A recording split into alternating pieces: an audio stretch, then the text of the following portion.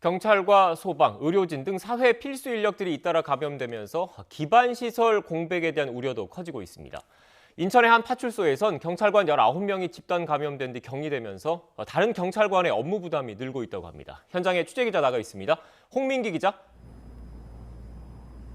네, 인천의 한 파출소 앞에 나와 있습니다. 네, 지금 홍 기자가 나가 있는 그곳 파출소에서 집단 감염이 발생한 건데 지금 상황은 어떻습니까? 네, 이곳 파출소는 오늘부터 다시 운영을 재개했습니다. 경찰관들이 순찰차를 타고 평소처럼 순찰에 나서는 모습도 볼 수 있었는데요. 지난 12일부터 어제까지 경찰서가 폐쇄되면서 이곳 앞에는 경찰 통제선이 설치되기도 했습니다. 지난 11일 소속 경찰관 1명이 확진된 뒤 모두 19명이 연쇄 감염된 겁니다. 이 파출소 소속 경찰관 35명 가운데 절반이 넘는 숫자인데요. 현재 파출소가 정상 운영되고 있긴 하지만 한 조가 24시간 근무하는 등 업무 부담이 적지 않은 상황입니다. 확진자가 나온 경찰서는 전국 250여 개 가운데 59곳에 달합니다. 경찰뿐만 아니라 군에서도 확진자가 잇따라 나오며 비상이 걸렸습니다.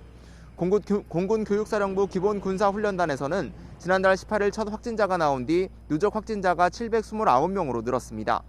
이에 공군은 지난달 10일 입대한 훈련병 2천여 명을 각 부대에 조기 배치하기로 했습니다. 일주일만 훈련을 받고 자대에 배치되는 셈인데 감염병 때문에 훈련을 조기 종료하는 경우는 이번이 처음입니다. 또 서울과 인천 등 수도권 대학병원 의료진 중에도 확진자가 속출하면서 응급실을 폐쇄하거나 수술 일정을 연기하는 사례가 잇따르고 있습니다. 이렇게 소방과 경찰, 병원 등 사회 필수 인력들의 업무 공백이 생기는 것을 막기 위해 각 부처가 업무 연속성 계획을 정했는데요. 소방은 하루 확진자가 5만 명을 넘을 경우 현행 3교대 근무를 2교대로 바꾸고 화재와 인명구조를 최우선 업무로 대응할 계획입니다. 경찰도 3단계 대응 방안을 정해 사회적 약자 보호, 또 지구대의 신고와 출동 기능을 가장 먼저 수행합니다.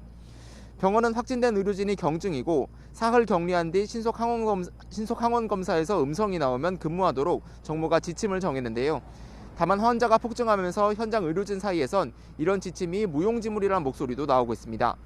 정부는 필수 준수 사항은 아니라며 기관 자체 특성에 맞게 지침을 자율적으로 수립해야 한다고 설명했습니다. 지금까지 인천의 한 파출소 앞에서 YTN 홍민기입니다.